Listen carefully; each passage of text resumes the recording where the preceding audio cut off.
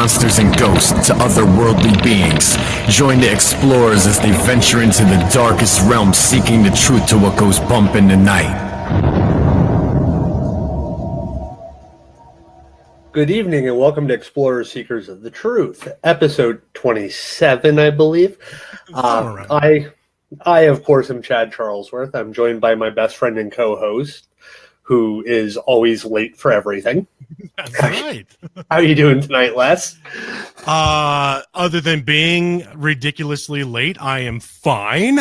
I guess before we get the show started, I'll go through the agenda. As you know, we can't have a show without it, of course. For anybody who'd like to get in touch with us, you could find us on our website at www.explorersgroup.com. We're on Twitter at explorersgroup, and obviously on Facebook, facebook.com/explorersgroup.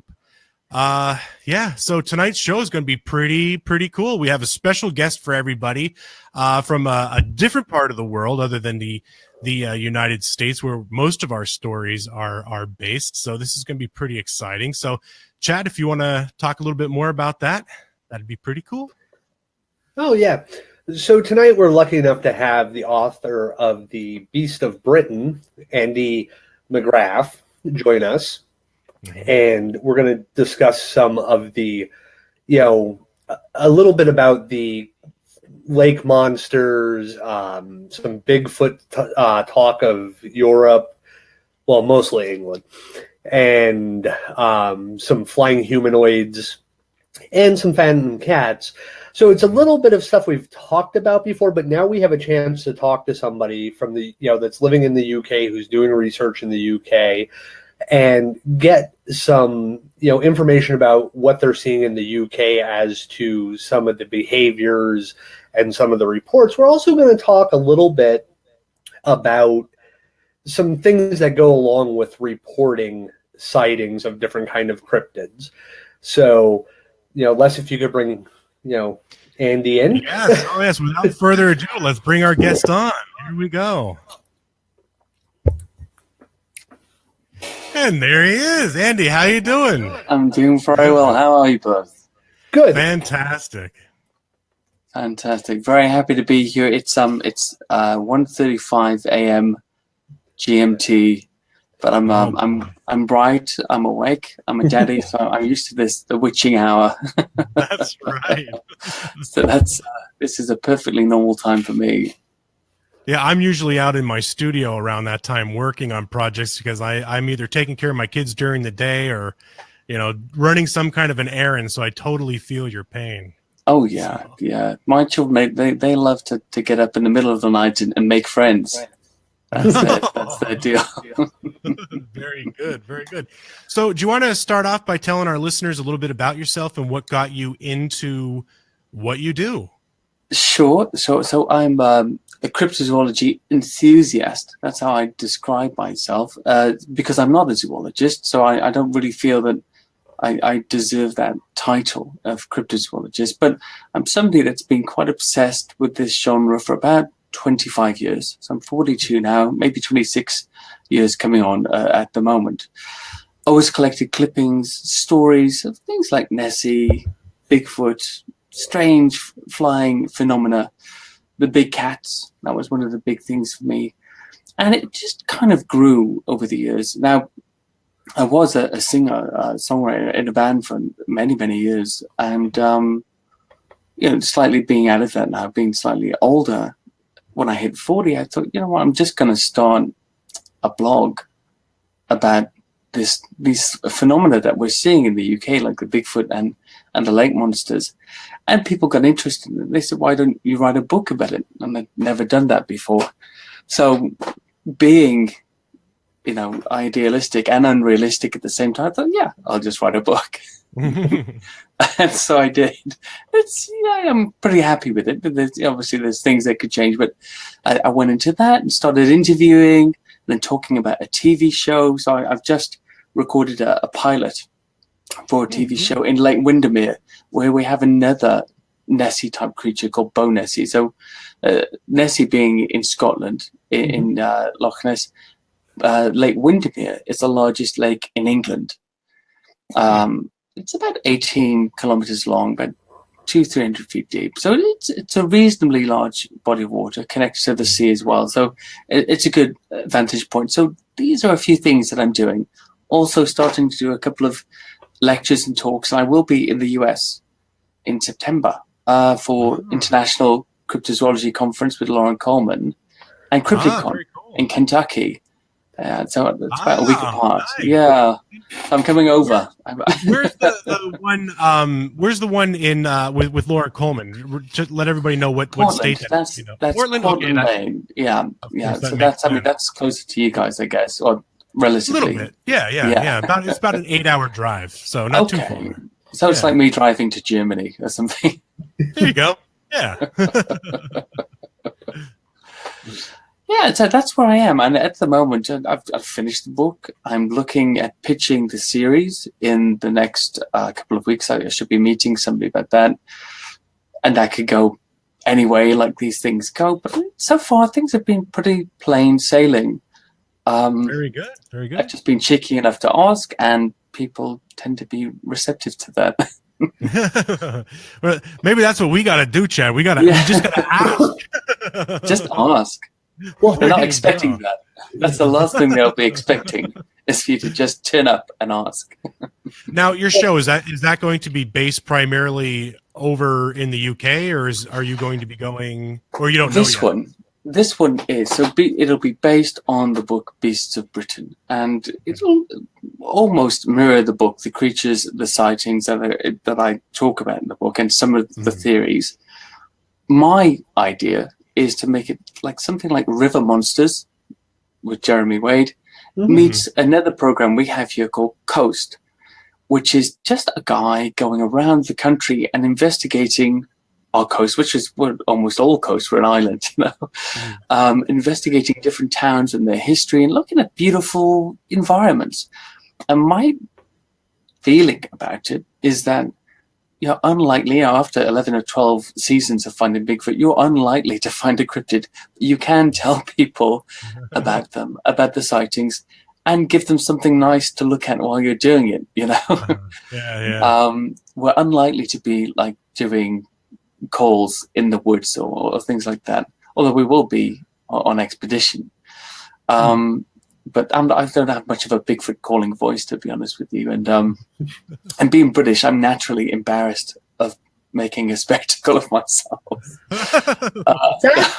That's where I get it from. Evidently, it's the British side of the family. It must be. It must be. My wife is from the Middle East, actually. And when we first met, she would always be talking really loud on the tube or the train or the bus to me. And I'd be whispering really back, "Can we keep it down a little bit?" And she'd say, "Why?" So people can hear us. And she said, "Why wouldn't they want to hear me? I'm very interesting." And that to me was such a strange concept as a British person, that you would want people to hear you speaking. Obviously, that's the intercultural relationship. There are things to get used to. Yes, but we're not. Some of us are, but we're not generally extroverts. Yeah. I unfortunately am, and my wife yells at me constantly because I don't know how. I lack an inside voice, if you will. I only have one volume, and it's like 11, if you will, from Spinal Tap. I don't know if you're familiar. Yes, I'm very familiar with that. That movie. Yeah. Well, can you tell us a little bit about your book and some of the things that people could find within it? Yeah. So the book is set out in the kind of there's a beast of the waters, beast of the woods, beast of the air, that kind of thing. So we look at lake monsters and sea monsters. Now, contrary to popular belief in the UK, not only do we have a fair amount of lake monsters or loch monsters mostly, we have lots of sea monster sightings around the coasts as well. And there's a fantastic book about this called Lake Monsters and Sea Serpents of the British Isles by Paul Harrison. Probably the most definitive book on it. For me, it would be a Bible, but it's quite old now. 2001, I think it was in print. And there's just so many of these similar Nessie type sightings around our coasts. And in the book, I just wanted to look at recent sightings.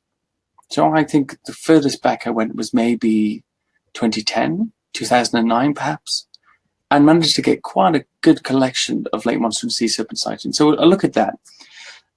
The other part we look at is a really unusual phenomenon in the UK, even to most cryptozoologists here, which is the British Bigfoot or wild man, that we traditionally would know as the woodwose, which is it means wild man of the forest. And historically, that appeared on lots of the heraldry of the European noble families, a very tall giant, if you will, covered in hair, sometimes referred to as the Green Man as well, and carrying a club. Now, there's lots of mythological and, I suppose, pagan subtext behind that. But essentially what you're looking at is an ancient description of perhaps a Bigfoot, which is fine. Perhaps they weren't here and they're gone now, but we have modern day sightings. So the British Bigfoot Research Organization, led by Deborah Hatswell, has actually managed to put, I think, close to 470 sightings together now on a map, an interactive map that you can find on their site, and click on each section of the country and look at the witness testimony of what they saw. Amazing. What's encouraging about that map is that, and the sightings on it, is that there's very little mention of Bigfoot. Normally the witnesses are antagonistic. They're unexpected witnesses. They mention large bipedal orangutans or huge chimpanzees walking on two legs, or a big hairy man with a dome-shaped head, very muscular, and an ape-like face. And that, to me, that's a very encouraging thing, because that's not a Bigfoot on the brain statement. Right. And it wouldn't be here. Nobody would be expecting to find it. So that's one of the other aspects. Then we look at flying cryptids, or unidentified flying cryptids, UFCs, I've been calling them. Sounds a bit like some sort of chemical pollutant, doesn't it? So UFCs. And we have things like the Owlman. We have things like pterosaurs occasionally, or things that look like pterosaurs being sighted. They're rare, these sightings, but they do happen. After that, I look at the big cats and things like Dogman. There's a section on the little people, which I try to force into perhaps a similar position historically to the Janjadi of Australia as a miniature type of Bigfoot. Or you might have the Pukwudgie over there. Is that what it's called? Something like that. So. A miniature, diminutive Bigfoot. We do have a few sightings like that. And then we go to out-of-place animals, upas, which are just animals that shouldn't be living in the UK, but we know are here and they're established, like the mink or the Canada goose or the panthers, whichever they are, leopards or cougars, which we seem to have quite a lot of these days. Now, with the out-of-place animals, does that have, a lot of history that goes with, I believe it was 1967 or 76 with the Wild Animal Protection Act there in the UK? That's exactly it. I mean, it's the Dangerous Wild Animals Act that was enacted in 1976. Okay. Largely, the very difficult to keep animals because either it was too expensive to keep them, or they were no longer able to keep them under those conditions, and the zoos didn't want to take them. Of course, they had no choice, either put the animal down or let it go. And a lot of people, especially with these, they used to walk panthers and leopards and things, in the countryside, and they just let them go. I've heard of one or two individuals that are known to friends of mine who've admitted letting them go back then. Clearly, these animals that we're seeing today are descendants. They are not those animals. They couldn't be 40 years old. And the sightings are increasing year on year. They're actually becoming quite regular, maybe one or two a month. Oh, wow. And lots of film footage as well. So there's a lot there to establish it. Normally black, or melanistic, leopards usually, I would imagine, more than cougars, some pumas, and occasionally a lion or two. Wow. I don't know if I'd ever want to go walking in England now. Yeah. You know, American Werewolf in London, and yeah, exactly. werewolf. But now you actually tell me there's lions roaming the countryside. Well, they're usually, I mean, melanistic leopards and jaguars and cougars and things. Cougars especially, they're very rare worldwide. There's such. Most of our reports are of large black cats. So I was thinking recently that there actually must be large percentage of the world's melanistic leopards or something in this country, but unofficially. And I would imagine it's just because of people's preference for that type of pet, and then they've escaped and they've bred, and there's all kinds of unidentified mystery cats sometimes that people think that maybe breeds between two different types of escapees, and even maybe with lynxes and domestic cats and things like that. But it's another subject altogether. It's quite unsubstantiated, but there have been one or two unusual sightings of large cats that people couldn't quite identify. We do have a question from a couple of our listeners. Oh, yeah. One person has asked, when people tell their encounters, what is the most common one? For the out-of-place animals? I guess in general. In general. I'd say the big cats are the most commonly seen animals here. It was, of course, much more than any of the cryptids. That would be, even though there are a lot of sightings, the number of population that we have, that they would be quite rare still. I'd say there's probably about between 2 and 3 reported in the news sightings of big cats every month countrywide.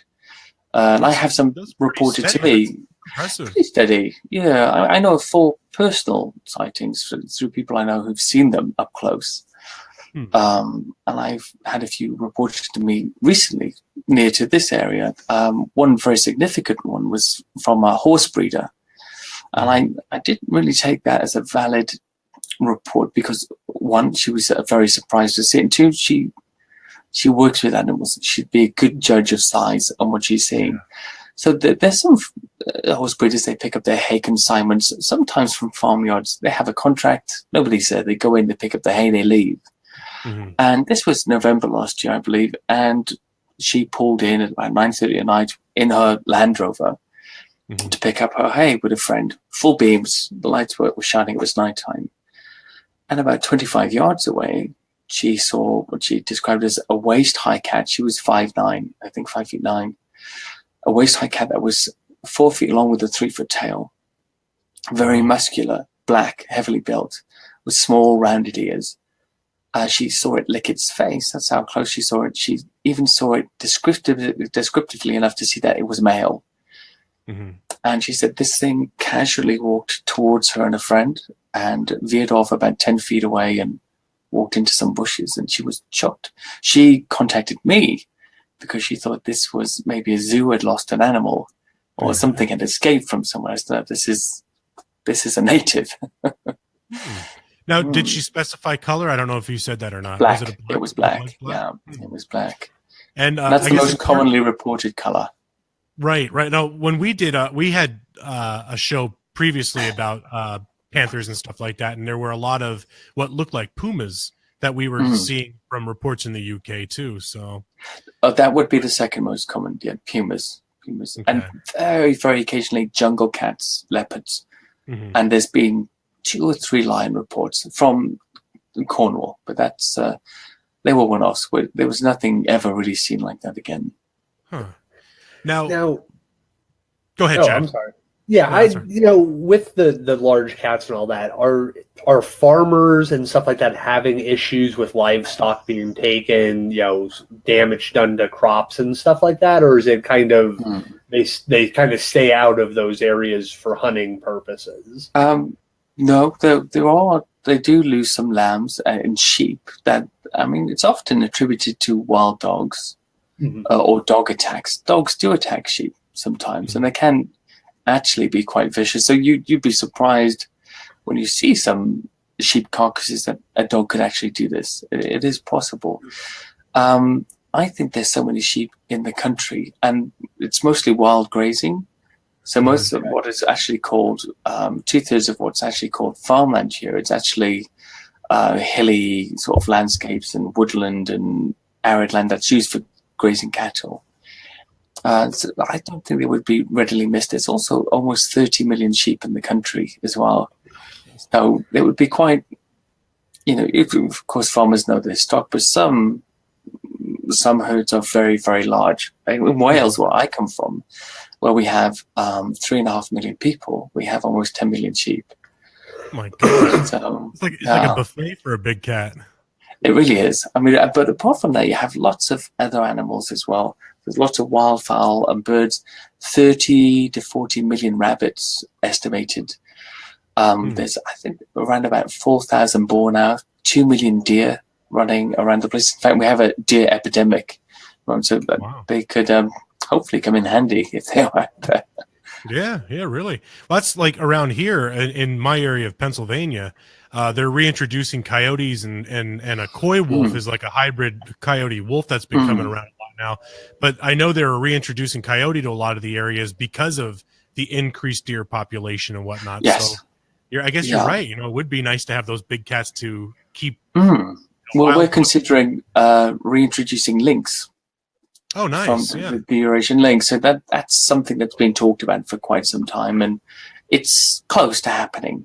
Very close to happening. I don't think it would be a terrible idea. I mean, it does seem to be quite obvious that these big cats have been in our country for about 40 years. There's been maybe 2 recorded attacks, both of which were defensive, and the victim in each case wasn't severely injured in any way. So I think they don't seem to be looking at people as a food source, which is positive because there's just so much food out there. Yeah, well, one of the problems with when they reintroduce coyotes to the area where Les is living is now the coyote population has grown so much that they actually offer bounties on the coyote to help thin out the coyote population. But so lake monsters, loch monsters. I'm a Nessie person, so yes. We've talked about Loch Ock and Loch Loki. Probably butchering that. Yeah, so that's Loch Oich and Loch Lochi. Now both of those lochs. Yeah, we really butchered that pronunciation. No, it's fine. It's fine. I mean, as I say, I come from Wales, and they have a language there, just like the Scottish, Celts, and the Irish. But I normally butcher the pronunciation of Scots Gaelic and Irish because even though there's some similarities, it's not the same. I can get by with Cornish reading anyway. But yeah, Loch Oich and Loch Lochi actually attached to Loch Ness. They are connected to Loch Ness. So one of the things when I'm investigating Loch Ness, and by the way, I do feel that there's a massive presence, comparatively a big presence of lake monsters in Loch Ness.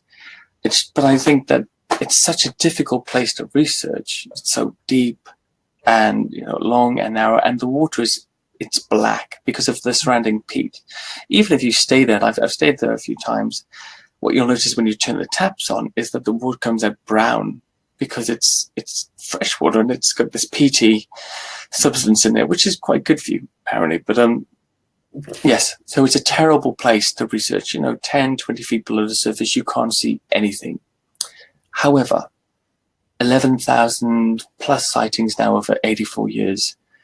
I think there were 9 last year, 7 the year before this, 1 so far this year, and some significant bits of footage and photographs. And we're beyond the point now, I think, thinking that there's nothing there. Now, there's definitely something there. I don't think it's a permanent resident in Loch Ness. I think that it either moves into Loch Lochi and Loch Oich temporarily, or them, or they come in and out from the sea occasionally. Now, the route to the west isn't exactly easy to traverse, but with a few small land excursions, it is an amphibious animal, but the looks of it, you could get back out to the sea. There have been sightings of the creature outside of the Caledonian Canal, and also in the sea lochs in the west of the country as well. So that's a possibility, I think. In the east, through the River Ness, so it would be more difficult because it's quite shallow at points and passes right through the town. But I don't think they're permanent residents. I think that we see them when they're there in the loch because they're that obvious, they're that big, and that tends to be sporadic throughout the year. What's significant about them is most of the sightings are actually around the Inver villages. That means river mouth in Gaelic. So they're usually near the river mouths. And what I correlated in the book was a little theory I had that they were preying on fish coming out of the river mouths into the deeper water and suddenly being temporarily vulnerable. And I managed to make some correlation between years where there was a lower salmon catch, there were also lower sightings. And that was because there was a previous very heavy rainy season, which stopped a lot of insects breeding that the salmon and the trout would feed upon. And therefore there were less salmon and trout because there were less insects to feed upon and less Nessie sightings at the same time. Again, all around these river mouths. So anything that's not mid-loch is near a river mouth. And conspicuously in the south-east end of the loch, where there's no rivers at all, there are no sightings. Huh. Yeah. That's a pretty good theory. And that almost... in the progress, there are some holes in it, but it more or less stands up.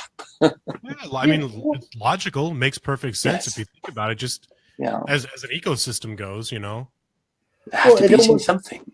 It almost goes with the like in the ocean with the larger predators waiting a little bit out there for when the hatchlings start to journey out further. Now all of a sudden the larger predators know this area is going to have a food source at around this time of year or this season, so they kind of hang out in those areas, get their fill, and then move away as the the population coming to them drops. So yeah, it's definitely an interesting idea. It's something we don't think about a lot because we think about trying to find these unknown animals. We don't, and in doing so, we often don't think of them as animals that have habits and patterns of feeding and probably regular migratory routes that they travel through, or even at least sort of a regular transient behavior that sporadically follows certain patterns. There's lots and lots of examples of these animals chasing fish primarily. So one of our sea monster sightings was actually in a place called Salton Cove, which is in Paynton in Devonshire.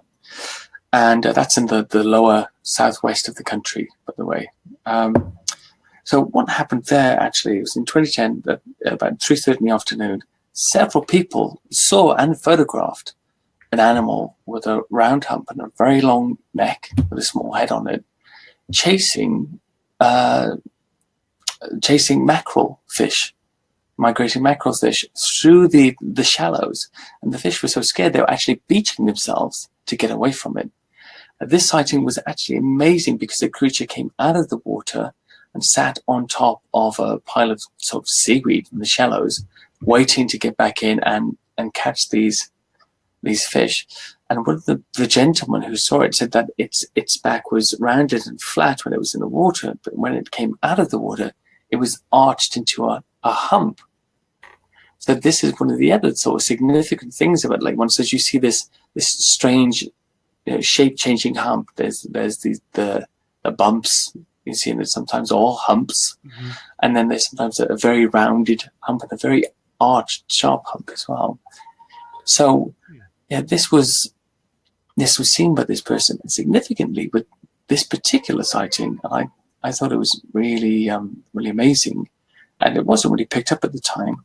So it described the creature changing color, so it looked black when it was hiding on top of the seaweed, and as it moved off into the water, he observed it change to a iridescent green-brown color as it moved off.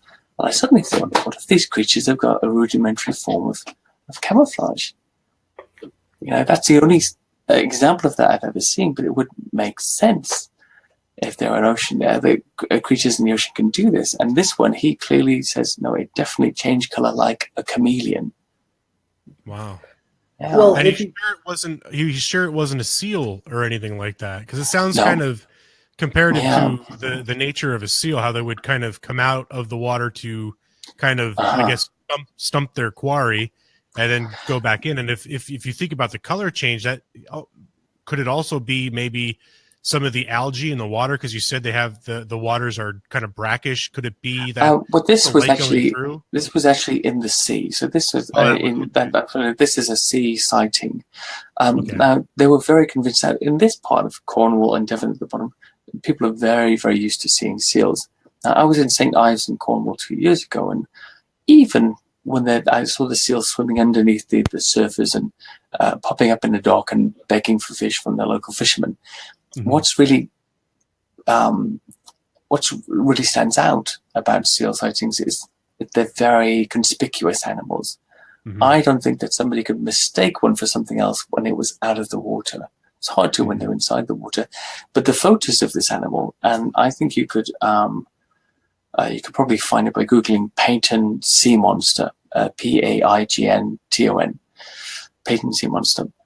The photos very clearly show a long dark shape with a hump, a very thin long neck with a small head on top, which doesn't really comply with the seal sighting. So it's a very interesting sighting, and there's lots of things like that all around the country. And that's why I am very interested in Loch Ness, but I also try to brush it to one side because everybody's up there. It's a bit of a wild goose chase. If I headed back up to research, I'd go to Loch Morar or Loch Lochy and Loch Oich, or there's 31,460 lochs and lochans in Scotland. There's so much choice. Wow. You could really go anywhere. Well, one of the interesting things with the color change there, and I'm going to probably forget which one of the, I think it was Tahoe Tessie, has been described, and we had actually covered it when we first started doing trying to do podcasting years ago. One of the things that we found odd was the descriptions varied in color a great deal. It was like anywhere from black to greenish to gray to brown. And these were, even sightings of a group of people sighting it kind of had different descriptions on the color as they saw it. There was I forget if it was a party boat. No, it wasn't a party boat. It was back in the early 1900s, 1800s. It was a ferry going across Lake Tahoe, I believe. Yeah. And they actually had a sighting of it, and it was reported by the captain of the ship, people on the ship, and they all had, at different points where they had seen it from the boat, had actually given different color descriptions and stuff like that. So it kind of seems like a camouflaging system of some sort. Two fishermen in Lake Tahoe had actually reported they thought it was an oil slick when they first saw it. And so that's kind of interesting that there's some correlations when you look at, sightings in the UK, and then you can kind of find little bits of evidence that kind of link some of the other, especially aquatic, cryptid sightings together like that. I think there is a correlation between, especially when animals are wet or when they're drying off and they emerge surface on top of the water. I think there can definitely be a color variation from a distance and close up. One of the recent Nessie sightings, they said that the animal looked black from a distance, and as they got closer, it looked gray, like a hippopotamus kind of skin.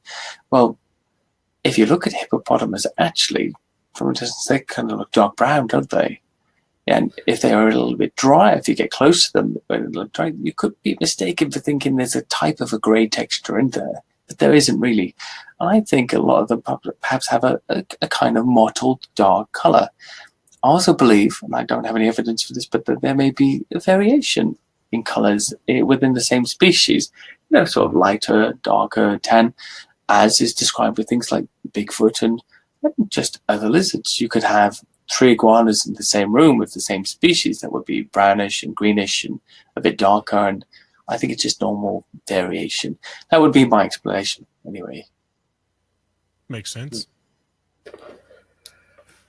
So, some of the other, like you were saying, there's 436 locks, I believe you said. 41, no, I think it's 31,460. Oh. Wow, I was off a couple numbers there.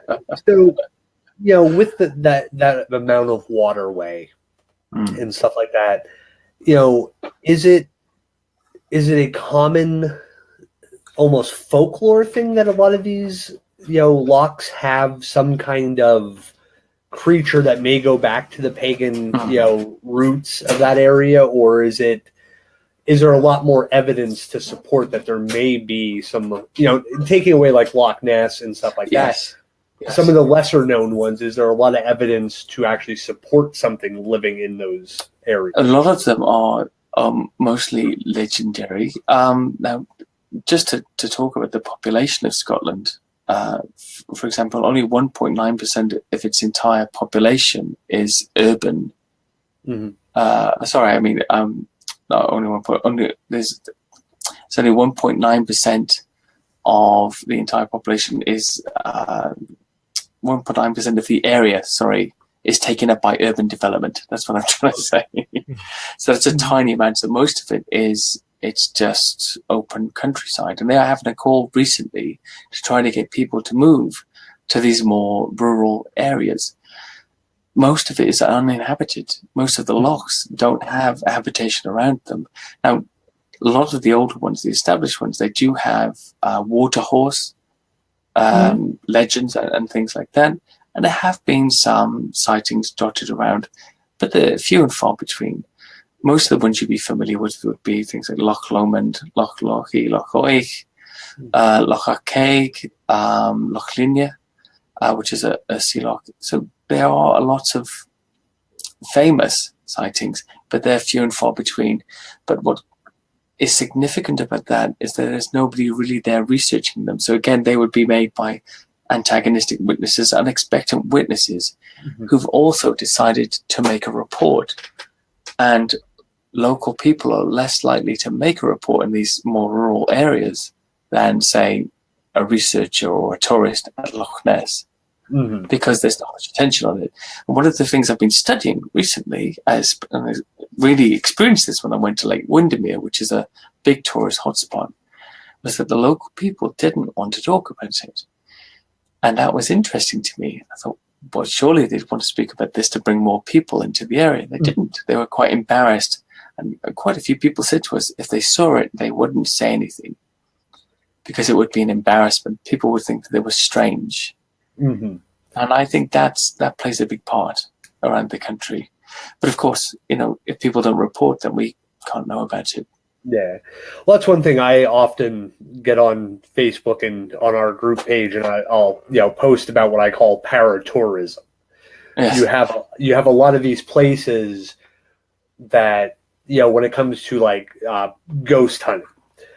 In America, we have Gettysburg, which became, pretty much world famous for, ghost hunting and stuff like that. All the major TV shows do at least one episode there.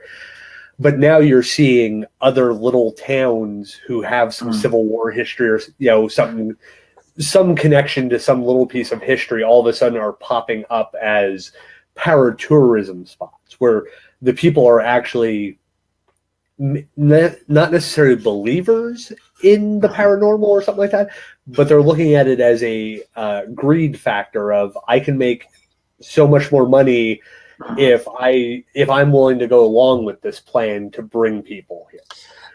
There is that aspect. In the case of Loch Ness, although it does exist, they don't really put that much effort into it. And you'll notice that when you visit, if you ask the locals about it there, they just joke around about it and say, well, the monster tends to turn up just before the tourist season starts.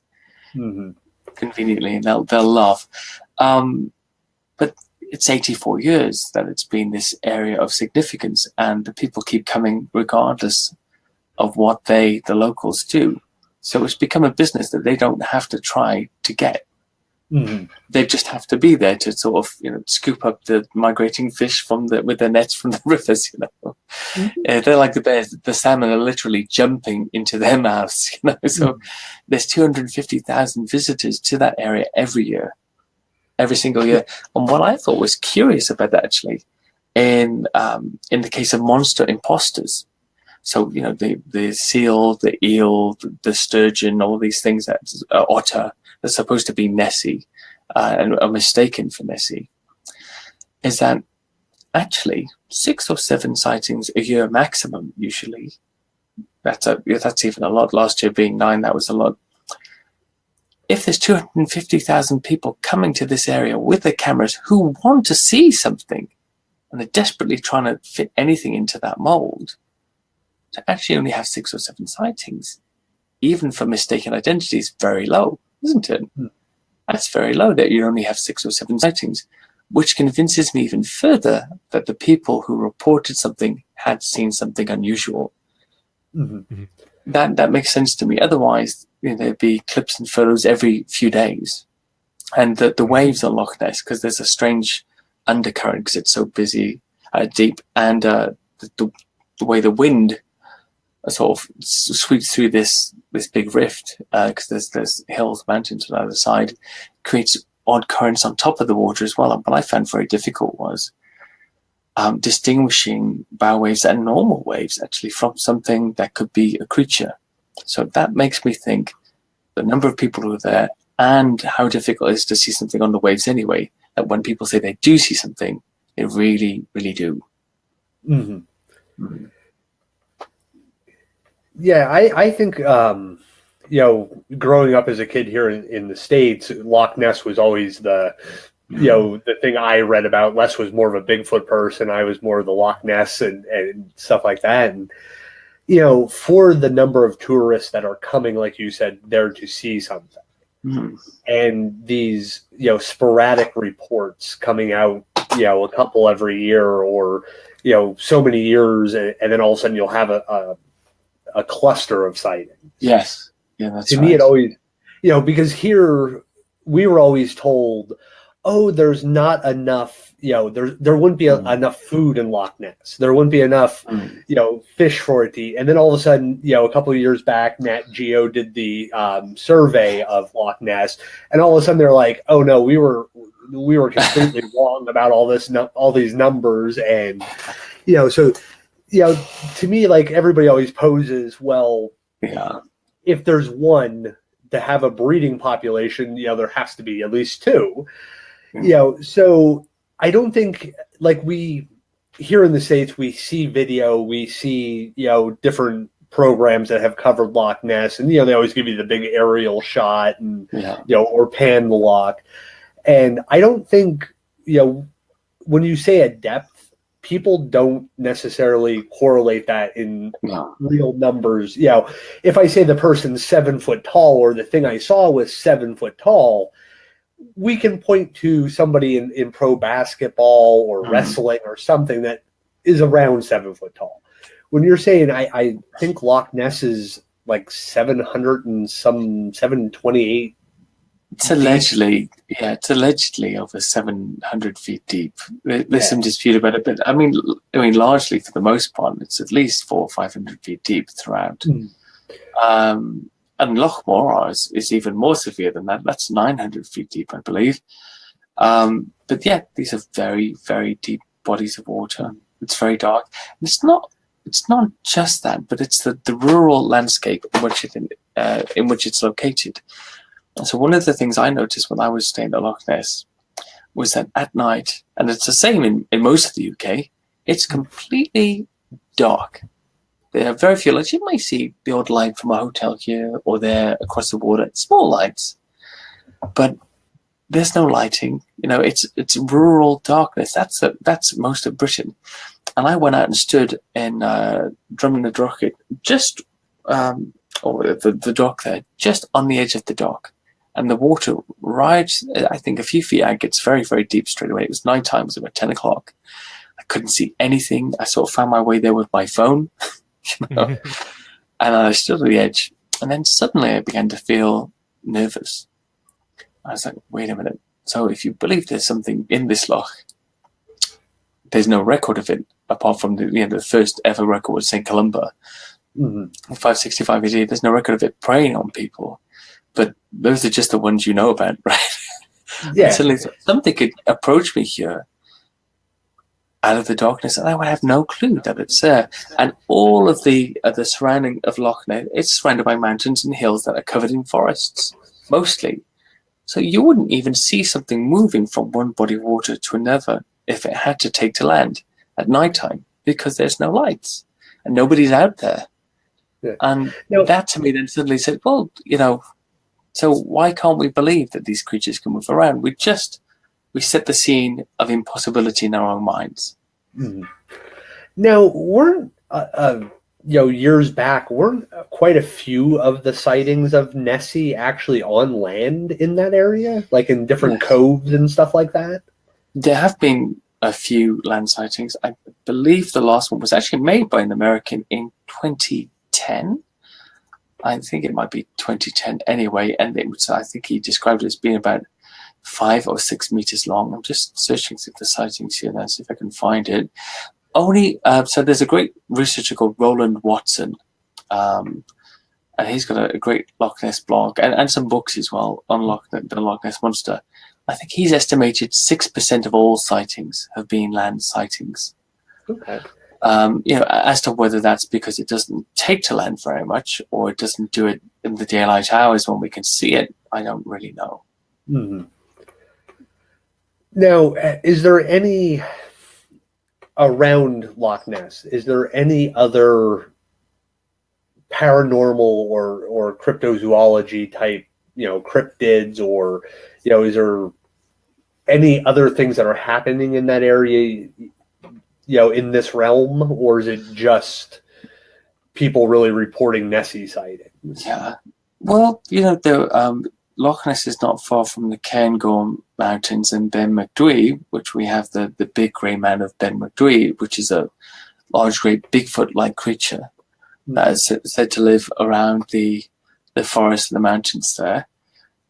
Something that's interestingly described to have a type of, I believe, infrasound ability. So many people who've experienced this animal or the presence of this animal on the mountainside have felt either a deep, inexplicable fear or an urge to throw themselves off the side of the mountain, which to me, again, I would put down actually to some sort of internal disturbance, perhaps more of a fear to run and get away, which may result in the ones that throw themselves off the mountain.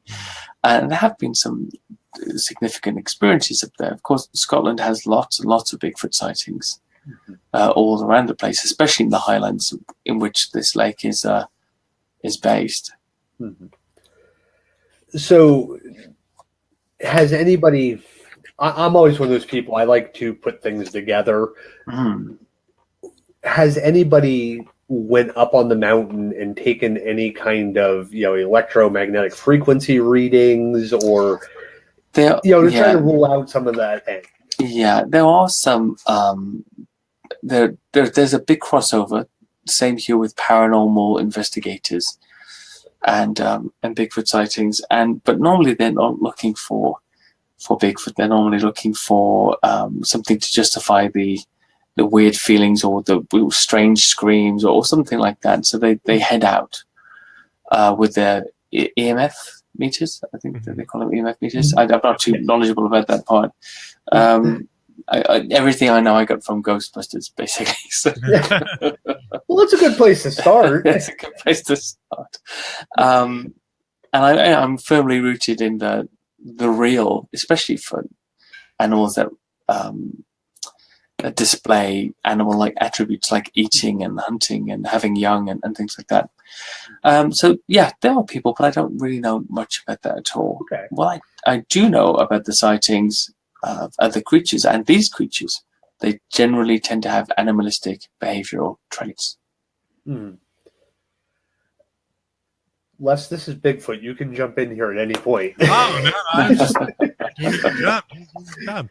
Like what Chad was saying about with the electromagnetic fields, I don't think it's not necessarily on the paranormal side. It's more or less of a natural occurrence, because different kind of underground water sources, different kind of geological formations in the area could give off different kind of energy. And a lot of times when you're in an area that might have, and again, with all these locks and whatnot, with all the running water, there could be an underground spring or a water source that's just generating some sort of an energy, if you will. And a lot of times when people are around that, they do tend to be disoriented. They do tend to feel nausea, dizziness, vertigo. And I mean, that could explain some of those instances where people feel the need to. I think so. Yeah, I really do. Like a full moon effect, almost. Kind of.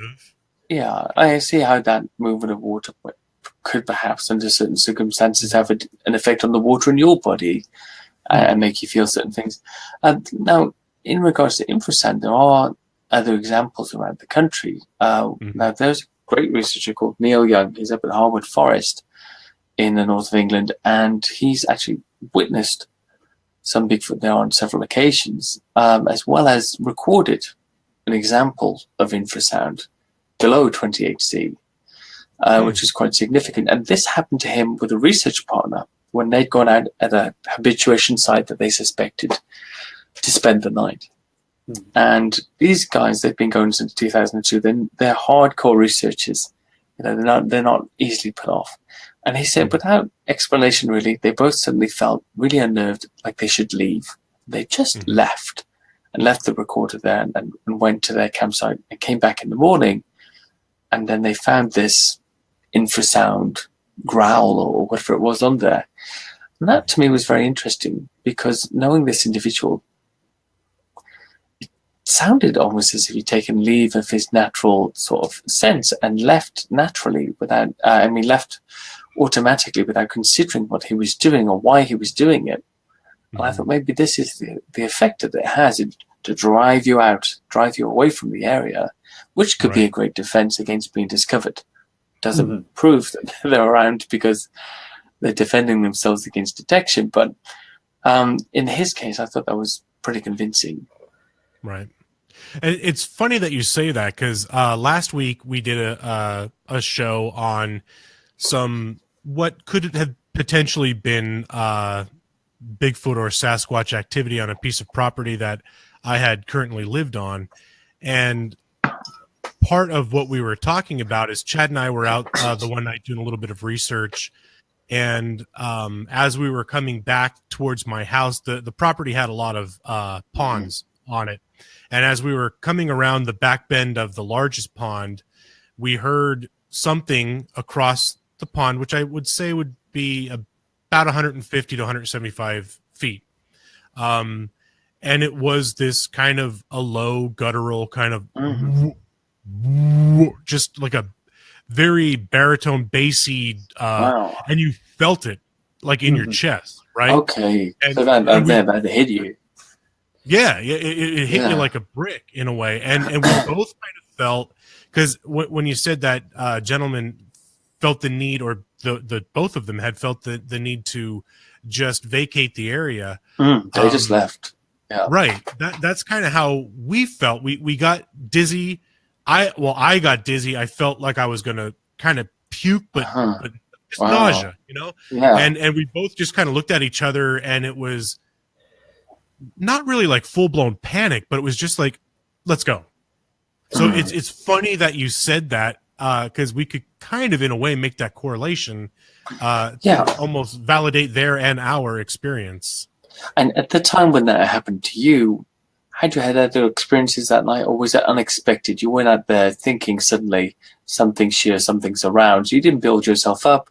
It just happened. with these noises No, suddenly? to be perfectly honest with you, it was cold, it was snowy, we were freezing our asses off, and it was hard to walk through the snow. The snow was actually quite deep, and we were trying to make our way back. But prior to the sound, out of Chad's peripheral vision, he thought he had seen something pass by a little cut in the woods, like a little opening in the trees.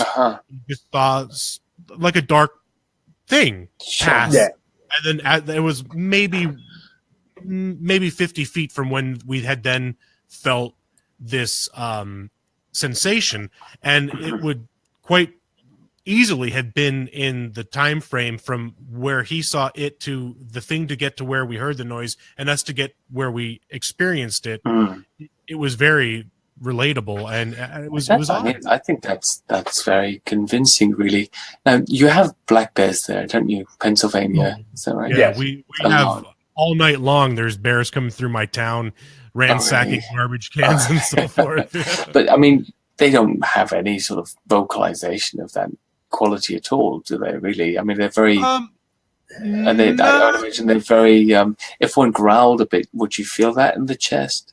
Do you think, or maybe? But I would say it's a little bit more unlikely because the bear. I mean, when you hear black bear, it's more of a breathy kind of breathing, and their roar or growl is more of a higher pitch or a tone. It's like, I don't know, I'm going to sound like an idiot. It sounds to me as well like the sound that you made, you'd need lips to make it. Really, this woo sound, I'm not sure. I'm not an expert on bears, so I'm not sure if could a bear make that sound. It doesn't sound likely to me. I don't know. I mean, the way I was recreating it was kind of, I mean, yeah, I'm using my lips too, but it sounded like it came more from deep, like inside the, like a guttural, like from the belly up. You know, it was very deep. So I don't know. Possibly. That's a commonly reported experience, isn't it? I tell you something. There's a great Australian site called yowiehunters.com with Dean Harrison. I don't know if you've heard of that. He basically interviews people in a sort of a police interviewer style about their experiences. And what's a great thing about the Australians is they're so matter of fact. They put all the mundane details in and they just relate to it without any. They don't set the scene. They just relate it in a non-flowery kind of way, which is really great to get the facts. And he talked to some Aboriginals, or to one guy who'd been out hunting with his uncles, uncle and his father, and they'd all felt completely unnerved, and didn't know why. They were hunting some deer, and then they saw these deer behaving strangely in a little corral and running to all different corners, but sort of grouping together in the middle as if they were hemmed in on every corner. And they couldn't hear anything, or see anything chasing them. And suddenly then, out of the bushes, he saw this yowie looking at them. And even though he didn't relate this to be the reason that he felt fear beforehand because he wasn't aware of that, in his testimony, it immediately stood out to me as an example of infrasound being used against these animals. As they expect that tigers do, perhaps. They now think that tigers use infrasound to stun their prey. Right, yep. Stun them into, immobility. And the same thing seemed to be happening to the deer. And the guys who were there, the Aboriginal guys, they got it incidentally. It wasn't meant for them originally, this feeling. So that, to me, gives some credibility to it. Of course, without even establishing the reality of these creatures themselves, to put another fanciful ability on top of them is a bit extravagant. I understand that, but I do think that there could possibly be something in it, the infrasound theory. Yeah, no, I agree. I've spoke to quite a few other researchers that had experienced very similar reactions that Chad and I had too when they were out. So. But again, it's one of those things where I'm not saying it was a Bigfoot. All I know is I heard a noise and I felt awed. That's all I could relate. You know what I mean? So. Yeah. Yeah, and we were actually a good distance apart walking on a trail. I was behind Wes, and we were probably at least 15 feet apart at that point. And, both of us experienced it. Now, I didn't have the, nausea and wanting to throw up, but I had that, it, hit and tightened everything up a little bit. And, I had the dizziness and stuff like that, but it was more of almost like a pressure, like a thud. I don't know if you've ever been hit with, while wearing something heavy, bulletproof vest or anything like that, but the displacement of the energy, getting hit like that is what it kind of felt like and gave, dizziness. I didn't have the fear or, not an acknowledgement of fear. I've had enough, with paranormal investigating and stuff like that. I've had enough of those, type situations where I've been like, okay, I'm a little unnerved by this situation. What's going on? But it wasn't the same as a paranormal experience then, an unnerving paranormal experience. It was different. No.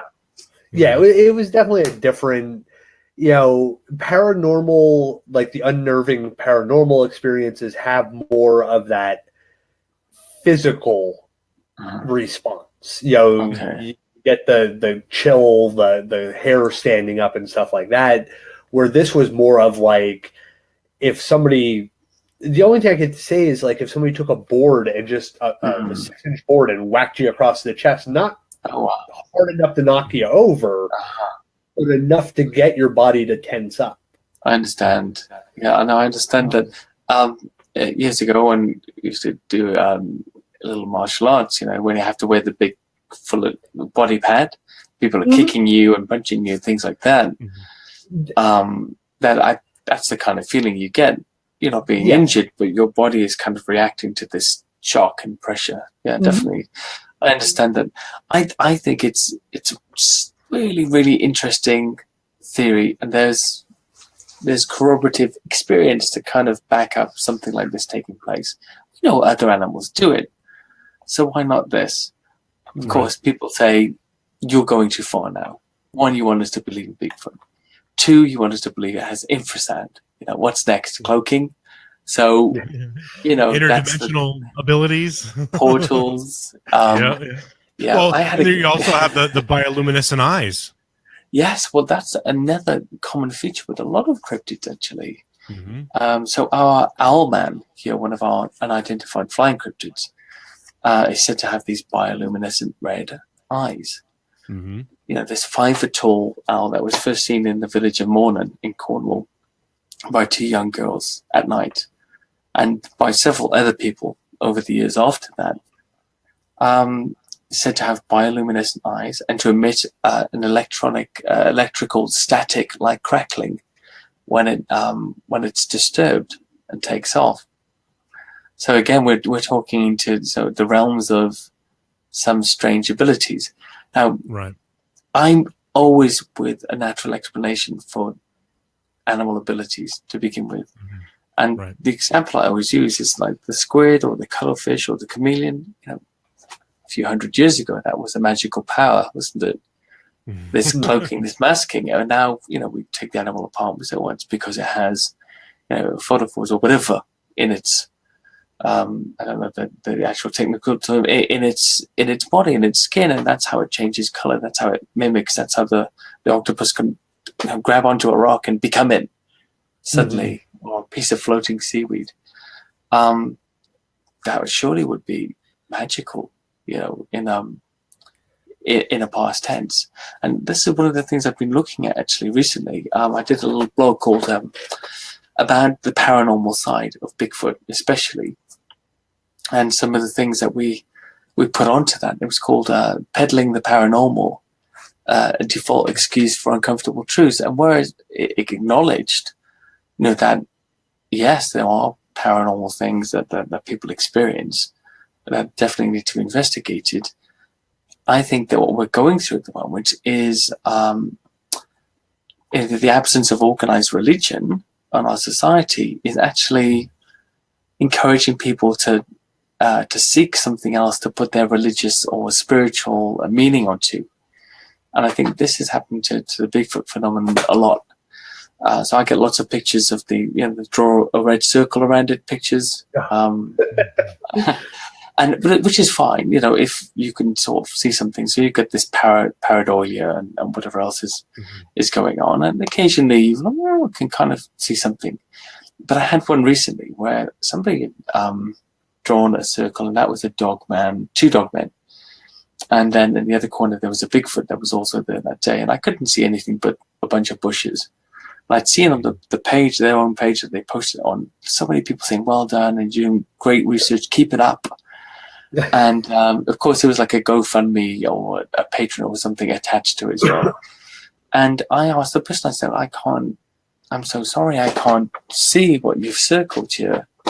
And they said, oh, that's because they're cloaking, you're invisible at the moment. I said, if they're invisible, why did you take a picture? Because surely that's the point. What are you showing me? You can't show me a picture of an invisible creature.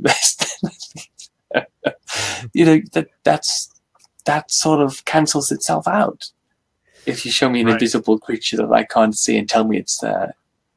We've gotten a few images like that as well, where the subject is very hard to make out. Now, some of it, like you said, could be the pareidolia or dolia, whatever, something like that. Yeah, pareidolia, In other instances, I mean, I'm like with you. I'm like, okay, I see you're providing something, but I wasn't there.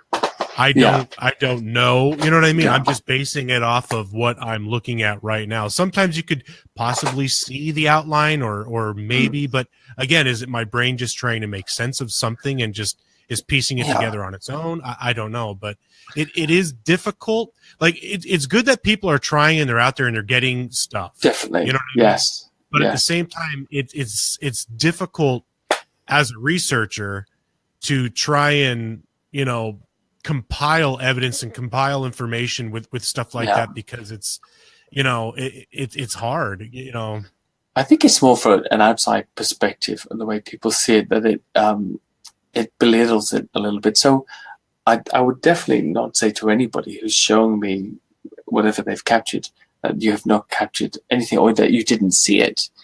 That's not for me to say because I wasn't there. But what I would say is, well, the picture doesn't constitute evidence because we can't make anything out. So as good as this is, and it's great that you're having this experience, that you're going out there and you're doing it, that's not my business to say that you did or you didn't, and it was real or it was made up. But let's get some better pictures, because without them, we're just open to ridicule.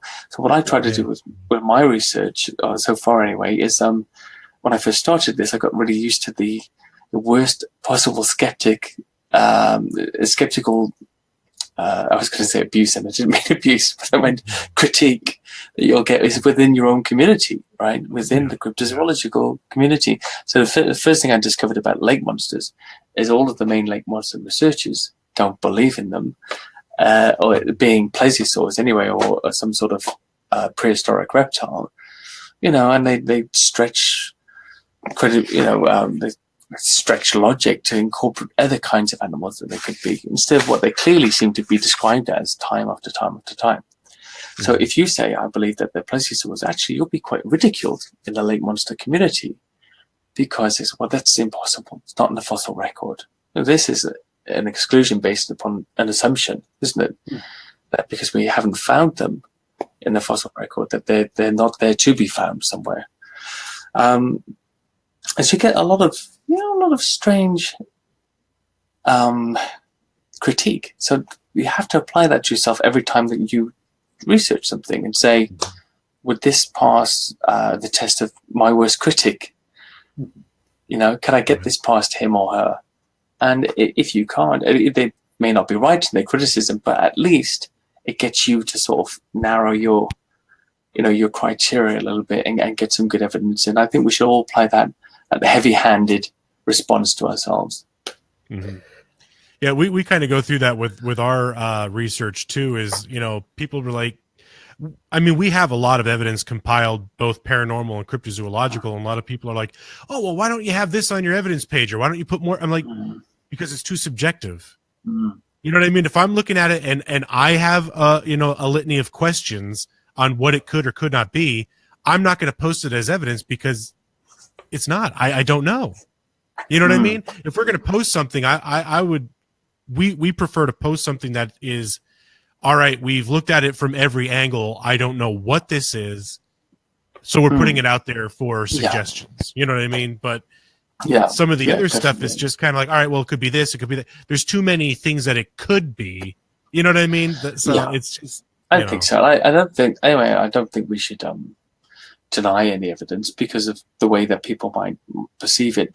I had an experience recently, or late last year, when went into some woods here called Littleworth Common. It's a small set of woods in a place called Esher in Surrey. And there's a motorway, there's a green corridor that leads right down to the Surrey Downs from there. And you could essentially stay out of sight and in the woods all the way down. But it was a little wood on the edge of town. So we went in there, myself and a researcher, at night. We went through the wood. We found some bushcrafting, some very good bushcrafting, you know, shelters and things. And then we found these very unusual big X's. And behind the X's was what I refer to as like a log jumper, you know, with all these random sticks put in their different sort of angles. And then we went on a bit further and we're photographing all of this, and we found a tiny pinned arch that was propped up with some sticks and was actually held down with a mossy log, and obviously it had been held down there so long that the bit of the branch underneath the log had grown flat. So this is just clearly something has put this here and made this pinned arch, which is sometimes seen as some kind of symbol of Bigfoot activity, and the X's and some of the stick signs, which I'm not completely convinced about. And so we published the pictures and the clip of us in the woods, and straight away somebody drew a red circle near the arch and said, look, eye shine. Now, I know those trees were only about this thick around, you know, all the way through that wood. And the eye shine's about 15 feet in the air. So I said, an owl? And everybody said, no, you know, you had all of these signs. It must be something. I said, well, if it's something with eyes that big, like an animal, it's holding itself up a really thin tree without snapping it. This is quite impressive. And all of the signs that we normally look for were there. But I had to say to myself, well, look, you know, there's some good bushcrafting here. Sometimes people in the gypsy community do leave little signs, stick signs for each other out in the woods to say where certain directions or certain water sources are. It could be those guys. I can't realistically, next to this urban settlement, with this bushcrafting in the same area, say that this is a Bigfoot sign. I've got to tell myself it's ambiguous. It's open. It's open. I can't put it in the file as definite evidence. It's in the maybe pile, you know, for forever, because there's too much human activity around it. Right. Yeah, we get a lot of that around here too with the stick structures and stuff. And I can't, I mean, like you said, I mean, it's there. It's something worth documenting and notating. But I always recall back to the time when I was young, and me and my brothers and my friends and stuff, we'd go back in the woods. We'd build, you know, teepees and all different kinds of stuff back in the, and we leave it there. You know what I mean? When you build it as a kid, you put it together, and then you leave. Like, well, it's there, so we're going. You know, should we take it down? Yeah, you know what I mean. And it's everybody's like, oh, nobody be out there. Well, you were, and you know what I mean. I was, and we definitely were. Yeah, exactly. And there's so many situations where it's like, you know, it could have been so many different things, but at the same time, there are some that are very odd. Oh yes, yeah. There's just talking about those signs. Actually, I just wonder if I give you an example. There's I don't know if you know where Bristol is in the UK. So it's just on the edge of Wales, in a place called the West Country. It's England. And there's a big woods there called Lee Woods. So talking about these signs and Bigfoot, and do they leave them? A guy had experience there actually in 2012, I believe, or 2014 maybe, in which he saw a Bigfoot, a large creature. He said around about 6 feet tall, but heavily built, that looked aged, that looked old, greyish, black fur. And he saw this animal digging in the earth with a root and with a branch, and pulled something out and ate it. And after it finished eating it, it wove or sort of twisted some branches into what we'd call a glyph sort of shape of some kind, broke a branch off the tree, leant it up against the tree, and put the glyph next to it and left. So there we had all of the elements that people talk about. There's a stick lead. It's next to where the creature just found food of some kind, which we don't have described because the guy didn't approach the area where it was. And a glyph, some sort of shape left next to it as well. And this sign, I think was very encouraging in the UK scene anyway, because this came before we were, this sighting came before we were talking about these kinds of glyphs and signs and things like that. So it's pre having that in the general consciousness. And there we have all of the elements. There's a creature, it's eating, it's leaving a sign and a glyph, and then going away. And maybe that means food, or I was sure and I ate, and now I've gone this way. Who knows? Right. Was that in one of those habituation areas? This was a completely isolated sighting.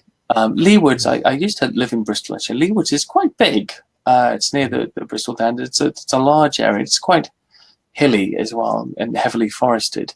So there are paths for people going through it, but most people don't go off into the forest, because it's not easy to navigate. Yeah. But it's not far away from a city. It's next to a river, again, River Avon. It has a green corridor. And what we find here in the UK, there are a lot of green corridors between these sightings. A lot of the sightings happen very close to towns and cities. Whether that's because there's more people there to see them, or because they're, similarly to the US, they're maybe feeding next to areas where there's human habitation because there's food around. I don't know. Right.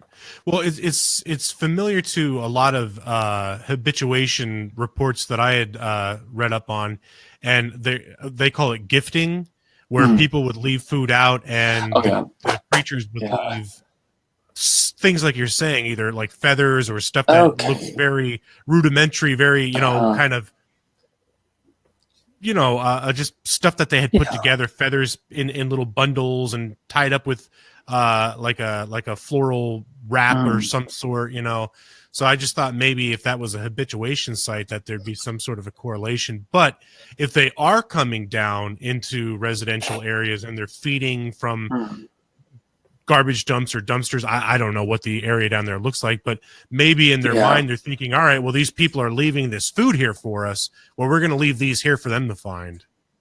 Maybe. I mean, that particular one I thought was a sign for another creature. That's just my take on it. And the creature also didn't seem to, based upon the witness report, didn't register that it was seen. At least didn't show any signs of being, because it was turned away from the witness. So it didn't show any signs that it was aware that somebody was there or not. There are a lot of strange things in the UK like that. We do have quite a few examples of them chasing deer, actually, and with juveniles and adults being involved in that process, which I think that's it's an amazing validation of them being animals and not something that's supernatural. I think there was, I'm not sure if it's Argyle. I've got the sighting here. I should just try to quickly find it for you. Sorry, I'm here somewhere. Sorry, okay. So this is in Loch Ness. So there was a Loch Ness monster as well, by the way. And I know somebody personally who's seen it from the hills of Loch Ness, walking down, a creature about 20 meters swimming through the loch. But this is a Bigfoot sighting, and this was in 2016. So it's very recent. 1 a.m. in the morning, so a woman is driving home along the road that runs along Loch Ness. She sees two, she described them as wild men hunting a deer. So the deer ran across the road, followed by a large, tall, hairy, man-like creature, 8 feet tall, and another creature exactly the same in appearance, but 2 foot smaller. and that creature, its eyes glowed in the lights of the car. And I don't think that's bioluminescence, but this animal glow, this eye shine reflection. Yeah. So that's a very interesting sighting. You know, you've got an adult and juvenile hunting, right? And there's another example of that actually, which is not in Scotland, but in Stow by Chartley in Staffordshire, in England. And in Staffordshire, there's a lot of Bigfoot and dogman sightings, actually. So this particular one, there were some people, it's in the 80s, driving past Chartley Castle in Staffordshire, and they forced the car into a quick stop as a huge stag male ran across the road. And they said it was followed by what looked like a huge chimpanzee standing on two legs, which then stopped and bluff charged their car several times over the course of 20 seconds before bounding away and chasing the deer back into the forest, or following the direction of the deer. That's awesome. That's awesome. That's a cool one. And allegedly the guy stole the car, which is why he couldn't get away. And they just had to sit there while this huge thing charged them several times. Wow. But it falls into that ape-like behavior again. It didn't try to attack them, really. It tried to ward them off. Mm-hmm. You know, clearly, that's a popular trait with gorilla. That bluff, that mock charge and stuff. Yeah. Yeah, definitely. That's one of my favorites, actually. And there's a few bluff charges that have occurred here, either very physically, like that, when they can see the creature, or where they've been chased by the animal.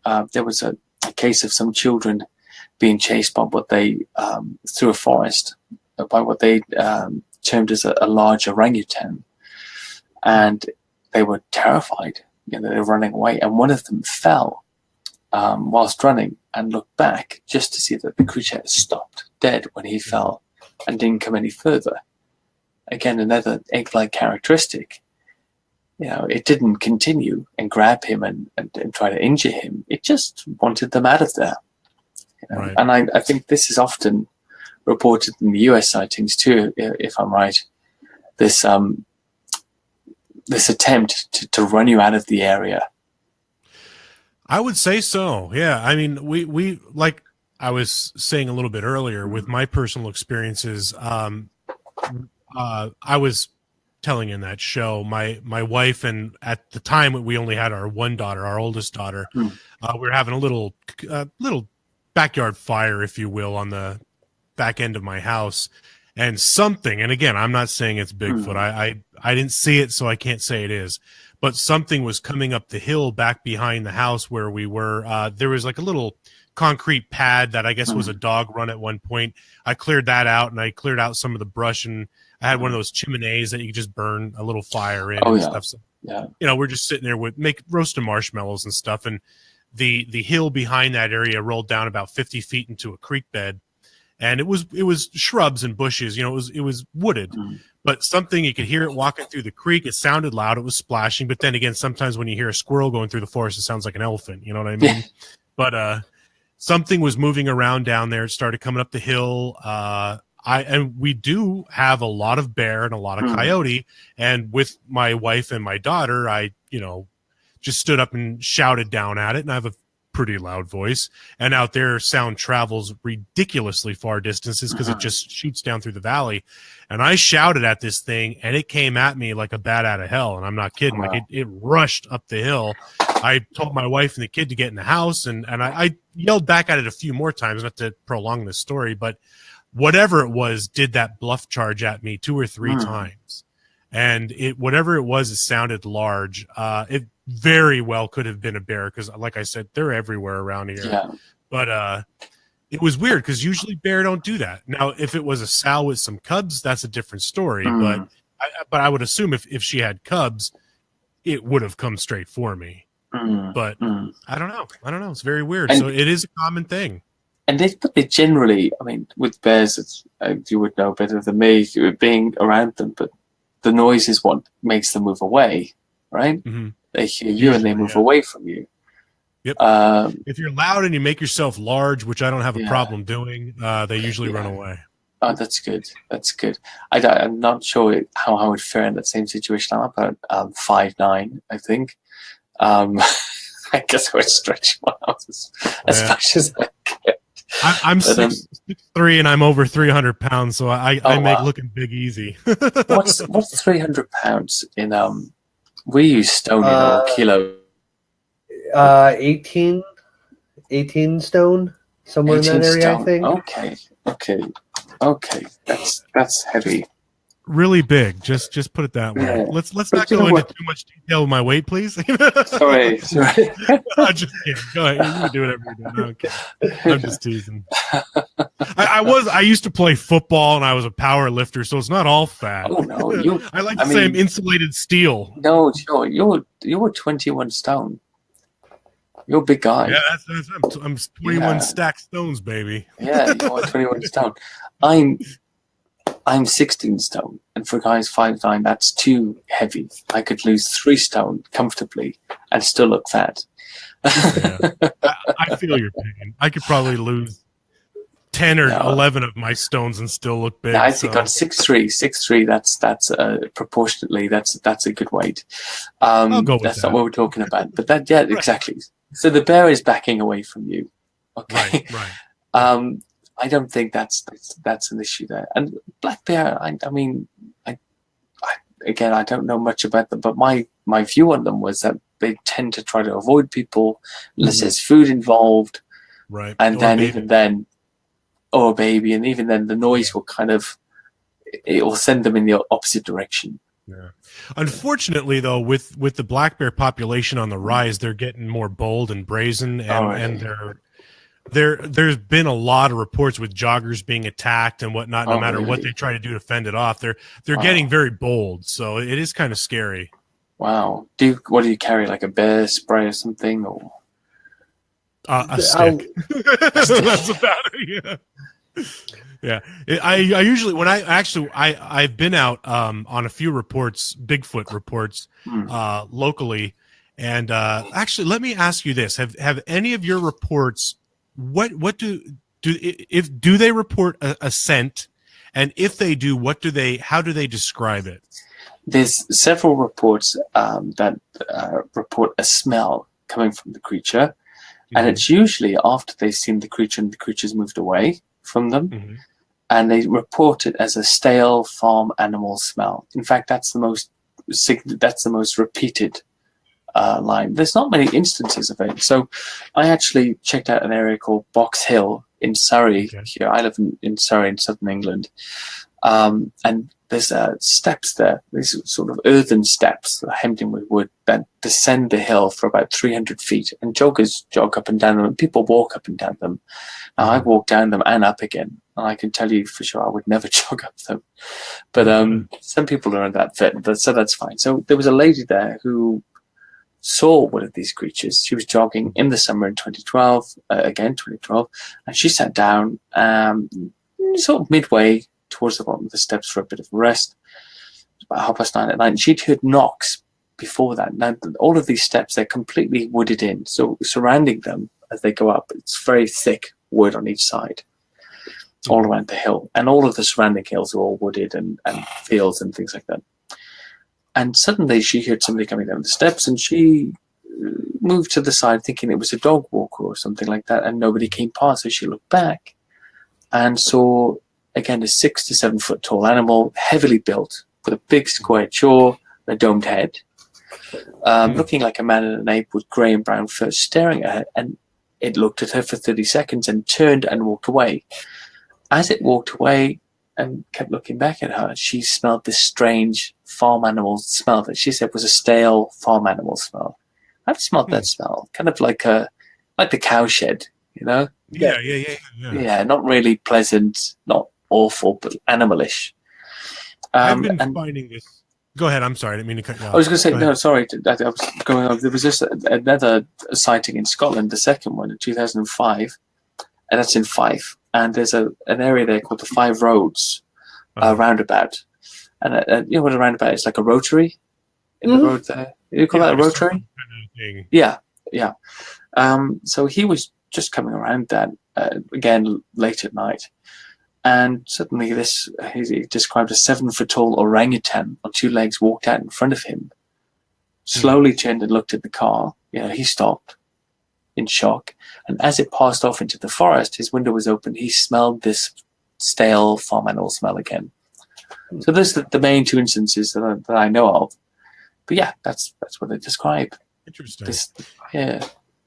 Because I've been experiencing on my ventures out into the woods, trying to do a little bit of research, I've been experiencing what I could describe as kind of like very strong body odor, right? Like kind of like a really stinky old man, for lack of better terms.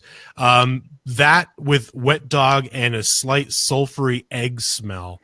I've noticed it in 2 different areas, 3 different times. Yeah. Once I was by myself, and usually when I go out in the woods, part of what we were talking about with the bear, usually I go out by myself. I have a hiking stick I take with me, and I take my dog. He's a fairly large dog, but that's about it. And it's funny because I don't think about it when I go out, and I'm like, I'm really putting myself in harm's way going out there by myself a lot, because if something happens, I'm up the creek without a paddle, Sure. But I've been noticing these smells in a couple different areas, and I'm just curious to see what the reports are on your side of the pond. You know what I mean? How they relate to. It would just be those particular 2. Those are the ones that stood out to me. And I remember recording them, thinking this is an example of possibly the smell being used in a defensive manner. So I noted them down, like a skunk. I've seen you. I know you've seen me. I'm moving away now, and the same sort of moving away with the constant checking over the shoulder in both instances. Right. And I'm leaving this smell behind to make sure you don't come after me because I stink. You don't want to follow this. What's interesting to me about the Bigfoot reports in the UK is separately to the ones in the US and other places in the world, we don't have any bears. We haven't had any bears since, I think, the 13th century. There may be the odd stray. There's been 1 or 2 actual bear reports in some forests that could be strays or escapees, but they would not account for 470 nationwide sightings of these creatures that seem to be the same thing every time. Look like a man and an ape at the same time. Large, not usually as large as the American Bigfoot, between 5 and 8 feet maximum usually. But normally 5 to 6 foot mark, very heavily built, curious creature, and usually antagonistic witnesses. Witnesses had no idea about it, did not intend to see it at all, and are very perplexed by what they saw. And to me, that's a big plus. We don't have any animals that could be mistaken for these creatures. We do have some really hairy people out there in the woods, but they're not. Look at Chad. Look at him. That's my dream beard, by the way, Chad. I just want to let you know that. That's the dream. I've actually trimmed it back a little over the last few weeks. Wow. Yeah. We were both pretty close in beard length at one point, but I had to go to a client meeting, so I had to trim mine off. So this, what you see here now, is about as far as it gets. My body hates hair. I'm certain of it. My body actually hates hair. I recently marked my 20th year since losing my hair, which is strange, to go that far and just realize you're already done 20 years bald, As a young guy. But I actually didn't have any facial hair until I was 28. It's like a family thing. We don't really grow it. And I can remember being carded, ID'd for alcohol in one of the I don't know what you call them. We call them off licenses. They would sell alcohol. And the guy said, "Do you have any ID?" Okay. Yeah, like a little shop. Yeah. What do you call that? Just a beer shop, a beer store, yeah, beer shop, or a distributor. Yeah, so we call it an off license. Because they sell alcohol off license, not a public house. Right. And sorry, unnecessary explanation. But No, it's fine. I was in this place anyway, and I didn't have any facial hair at the time, but I had lost my hair, but it grown in around the sides.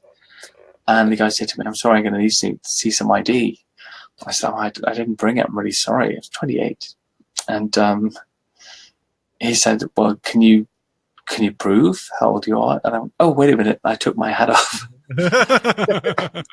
And he said, "Oh, I'm really, really sorry." He said, "I'm so sorry." And he just gave me the stuff. Like, he was so impressed. Like, "I'm sorry for you." I was like, "Don't be that sorry."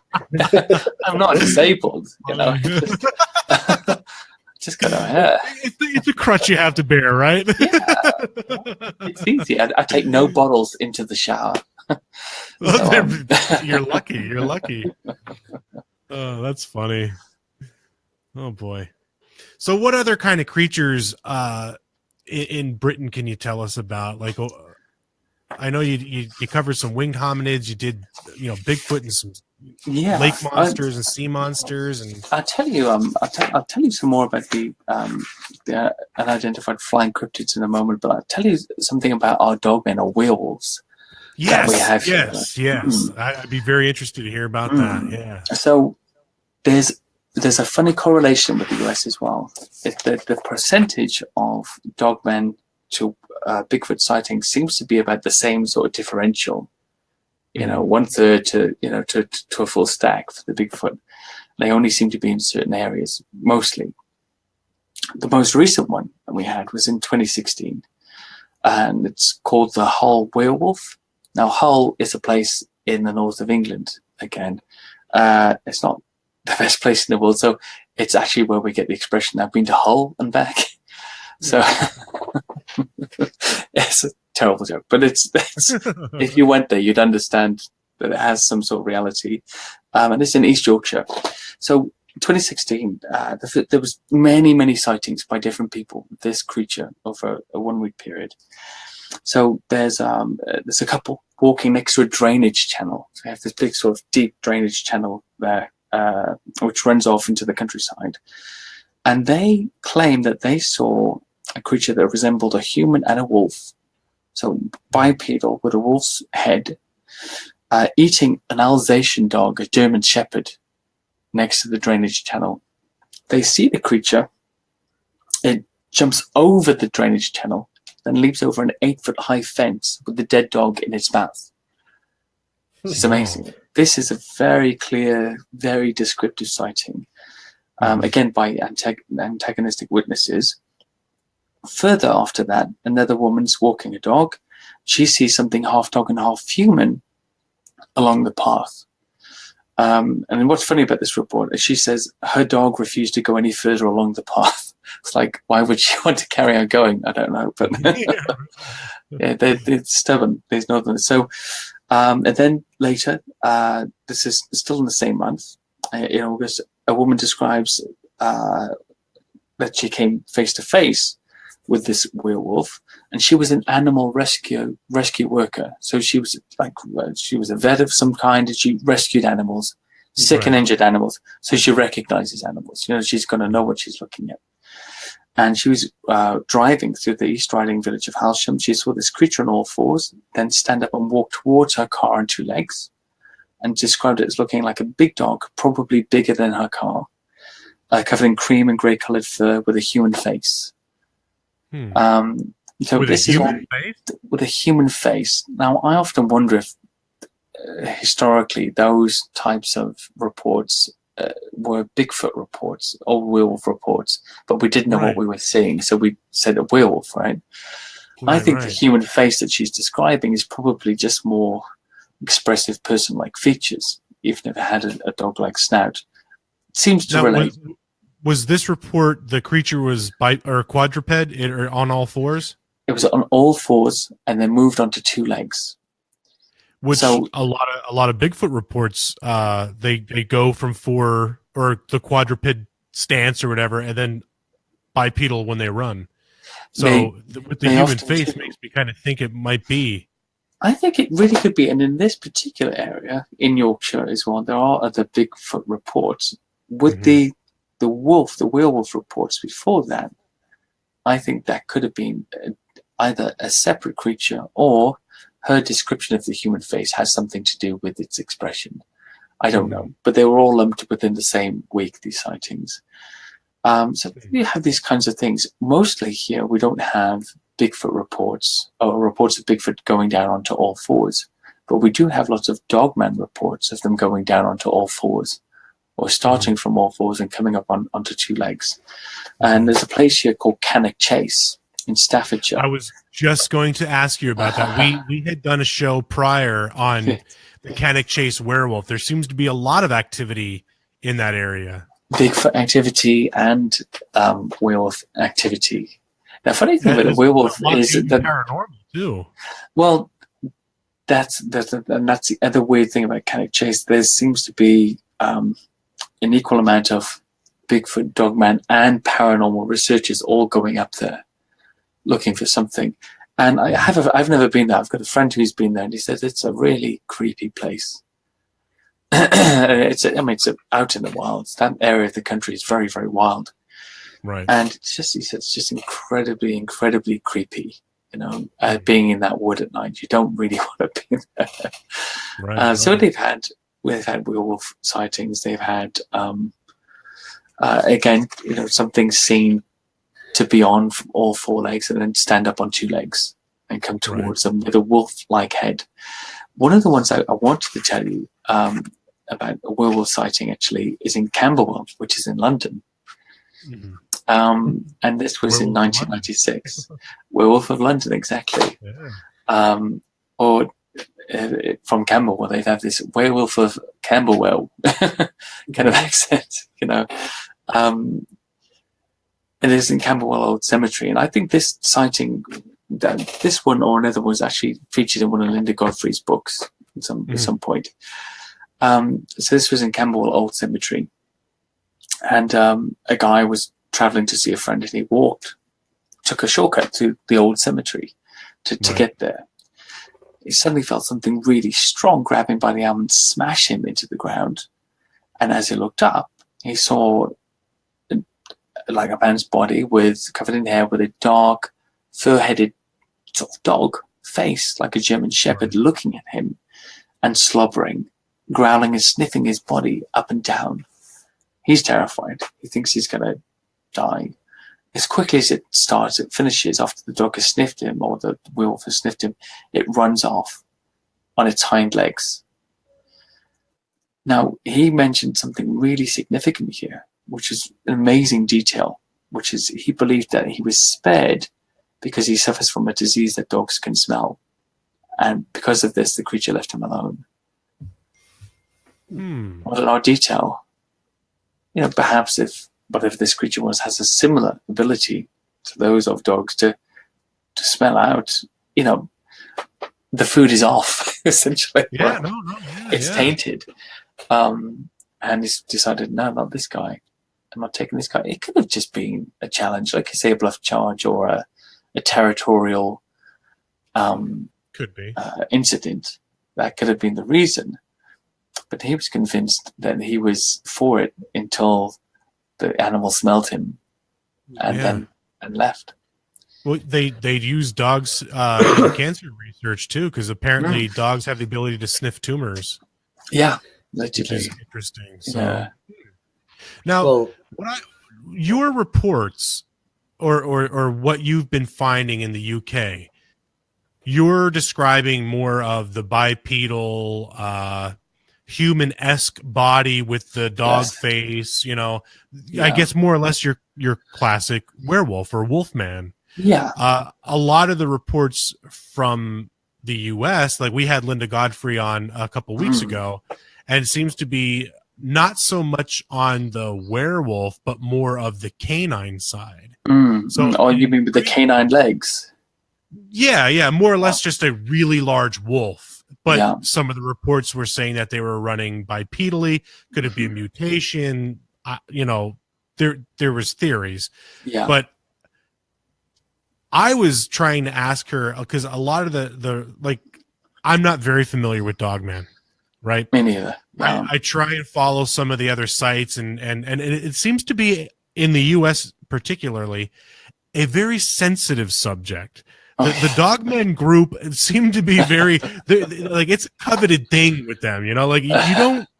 You try and ask a question to inquire. Inquiring It's a minds members only club. Yeah, and it's just kind of like the minute you try and ask, well, is it really this, or does it have this, or then it's you're kind of attacked on that, and I don't know how to approach that, but I'm interested. Hold on 1 second. I would just like to clarify, everybody, that is Les saying that, so I do not get all the mail about I, for whatever reason, catch a lot of flack every time I try and talk about Dogman. People they lose their shit over it. I don't know, but I'm intrigued by the classical werewolf style because, and again, like I said, and here I go, I'm going to say it, Chad. So let's hopefully we don't get in trouble for it. I find that a hard pill to swallow. Same. I actually feel exactly the same way. Right. And I mean, there's no fossil record. There isn't, but there's something psychological about it that, remember, we don't have a fossil record for everything. Most of, like 99% of the fossil record is clams and, ammonites and things like that. And this tiny percentage on top is, vertebrates.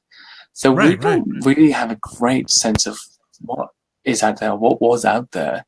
I mean, it looks complete when you look at the geologic column, but that's a mental abstraction. That doesn't exist anywhere in that order in the world, in any one place. We know that. It's the idea of how it should be. So that's what we've got so far. That's what they've put together. Fine. Right. But they could be out there. Now, for me, it's always a tough pill to swallow. But psychologically, being the way I think it becomes worse, because I think, well, my Bigfoot, to somebody who's got no interest in this whatsoever, is a really tough pill to swallow, right? Exactly. Yeah. So when I think of Dogman, I become the atheist again, if you like. I become like the guy who's never heard of Bigfoot or anything like that. Like, what? You believe there's a Dogman? I just can't swallow these witness reports. And on the other hand, I'll accept a similar witness report with the same witness credibility about Bigfoot without any problem whatsoever and say, sure, yeah, of course. That hits all of the Bigfoot markers that we know about. Definitely, all of the things. And with the Dogman, the werewolf, there seems to be those two types Linda probably explained. There's the ones that are bipedal that seem to be like a Bigfoot with a dog head of some kind. Yes. And they're the ones that seem to be like a wolf that also stand up with wolf-like legs. They're thin, dog-like, wolf-like legs. We tend to have a lot of the Bigfoot style, the bipedal man-like body. There are a few instances of the wolf-like body, but they're not very well established in description.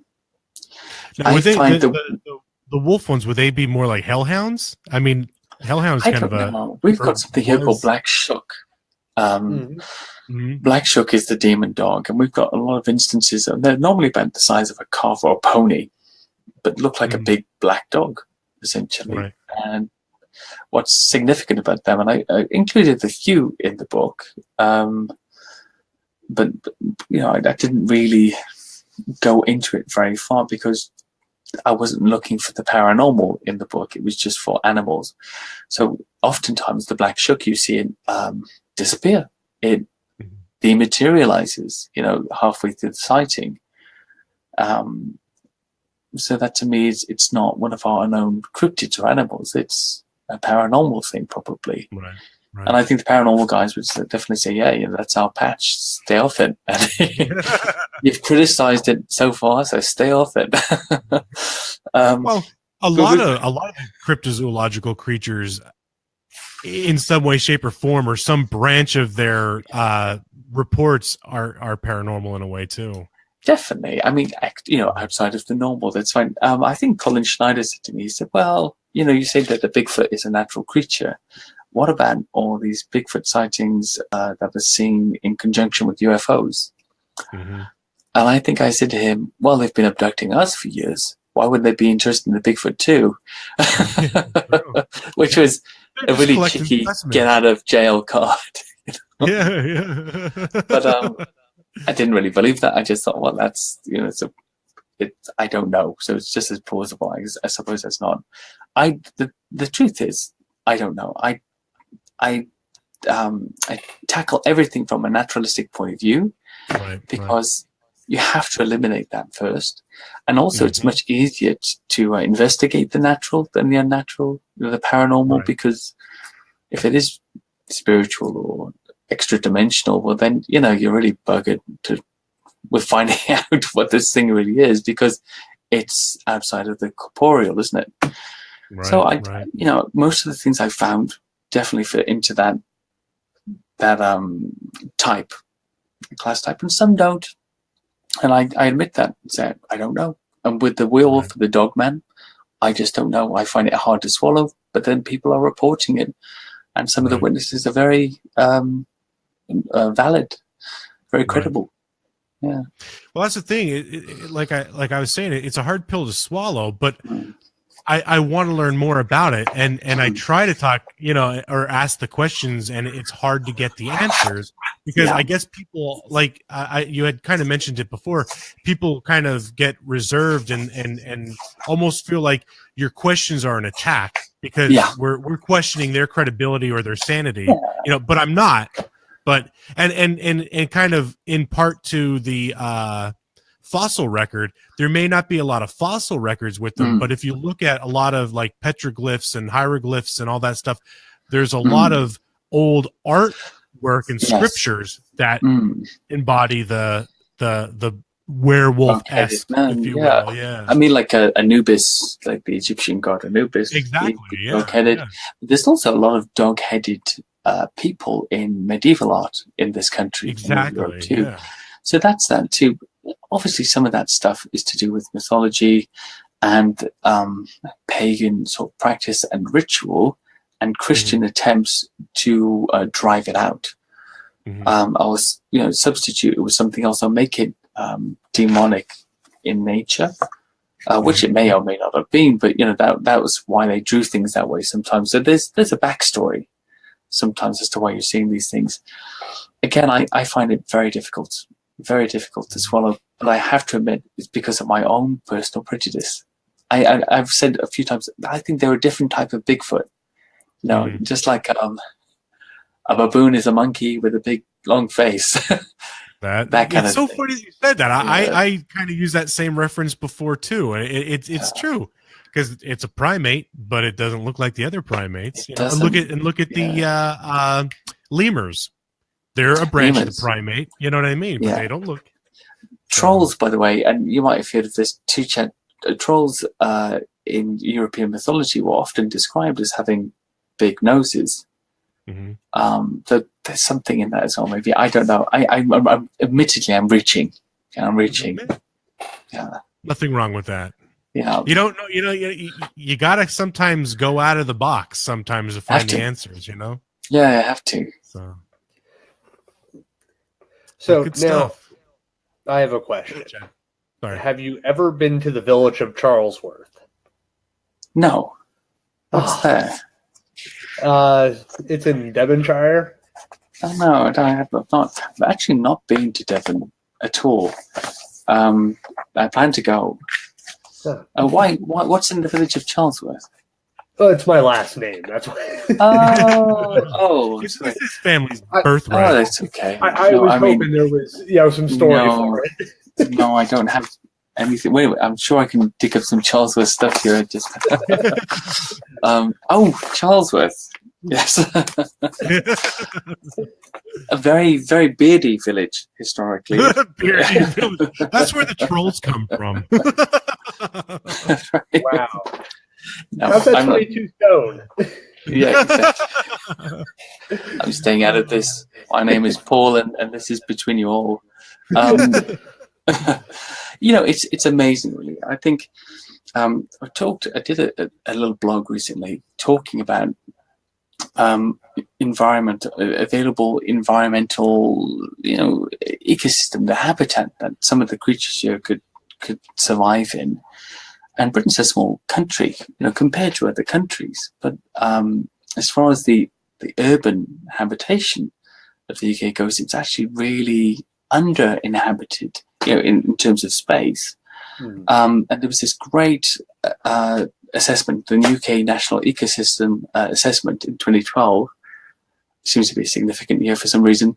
They were surprised to discover that only 6.8% of the UK's land area is classified as urban, and it also includes rural development and roads. And when they broke it down with the four primary nations, so England is the most populated nation in the UK, and the Celtic nations, Northern Ireland, Scotland, and Wales, are very underpopulated. It was even worse. So I think it was 10.6% of England was urban, 1.9% of Scotland, 3.6% of Northern Ireland, 4.1% of Wales, which meant like that 93% of the UK is not urban; it's rural. I mean, we're not even talking rural towns; we're talking nothing. Just fields and hills and forests. And I thought that was amazing. That kind of space is out here. And even being from this country, you don't think about things like that. I live just outside of London. I live in a quiet little corner suburb of London, which compared to most towns would be really busy. But because I work in London, I think it's really quiet. I only see 20 or 30 people when I'm on my way to work at 6:30 in the morning. And I think, there's nobody around this morning. But the rest of the country, it's very empty. Mm-hmm. I think they said that the United States is only like 2% populated, and the rest is all still wilderness. Like the United States as a whole has still has large, vast expanses of uninhabited areas.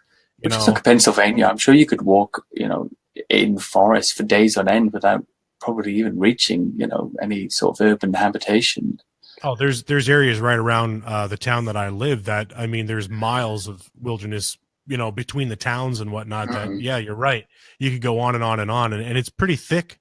Although unfortunately we live in, or Chad used to, but he's down in Virginia now. I'm in Pennsylvania, but I'm in the coal mining region, and it's all the land around here is stripped, and it's not very pretty. Yeah, it is.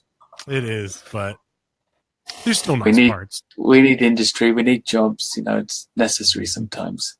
And you guys, you're only 2%, urban. You can at least give some of that to the coal mines. Yeah, there you go. I think it's great for me personally. So with the book and the possible TV series, which I seem to have been talking about forever and ever and ever now, Beasts of Britain is just the first book. So the next is maybe Beasts of this region, that region, etc. Beasts of Europe, Beasts of North America, Beasts of the East, or whatever. Whichever areas come up. And I'm writing 2 other books simultaneously at the same time at the moment. Cool. To try and follow up. And the TV series idea was we'll do Britain, and then we'll do Europe and these different places. And wouldn't it be nice just to hear these stories, to get to know the people and see their country, and do it in a really sort of tasteful and respectful way.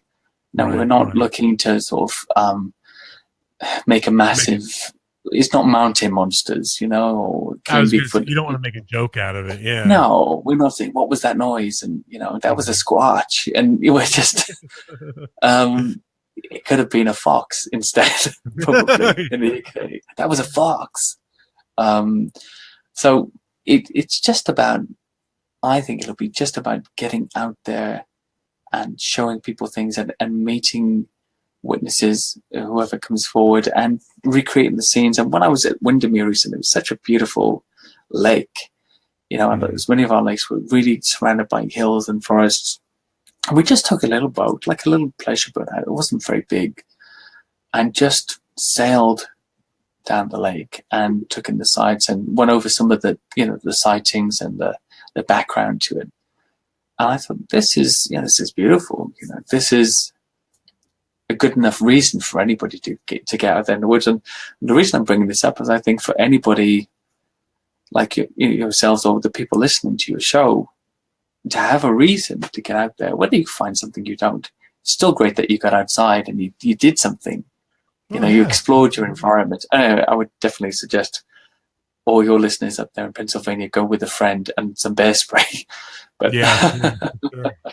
if you're not carrying Les's intimidating size, then, and I was going to say musculature, to be honest. There you go. You got it. There you Yeah, go. so that's right. Andy, don't lie. I can actually see from here, actually, but yeah, I have to maintain my politeness. It's culturally mandatory. Mandatory. Yeah, arriving early and apologizing for it at the same time. So yeah, that's it. It's good. Get out there, see what's going on. If you discover something, that's fantastic. And if you don't, you got out and you saw your country, you saw the wilderness, and hopefully had some nice experiences along the way. That's what it's all about. Yeah.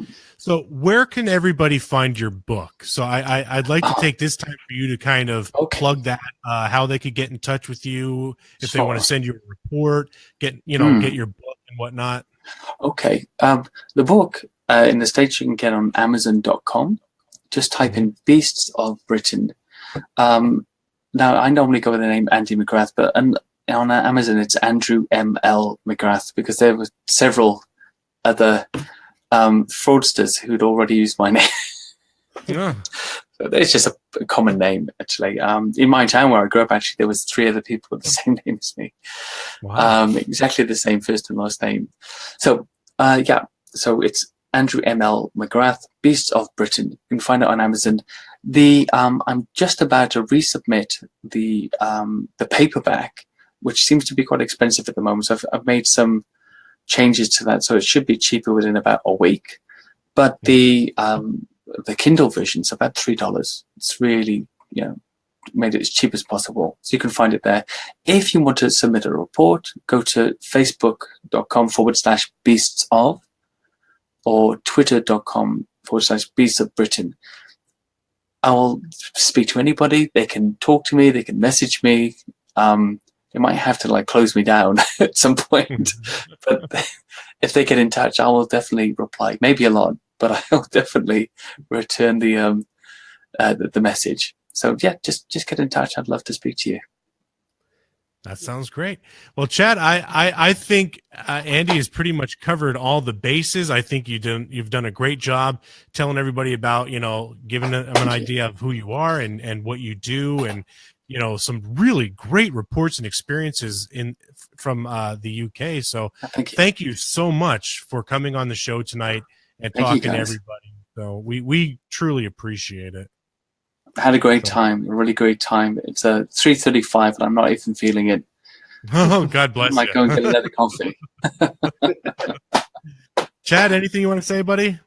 Well, I'd like to thank Andy also, and definitely keep in touch with us, and if the TV stuff starts working out, don't forget about us. Come on the show. We'll help you plug it. If you guys can take me out in Pennsylvania, I'd love that. I'm from one. If we get one here and we take it on to the US, which will probably be the next obvious step.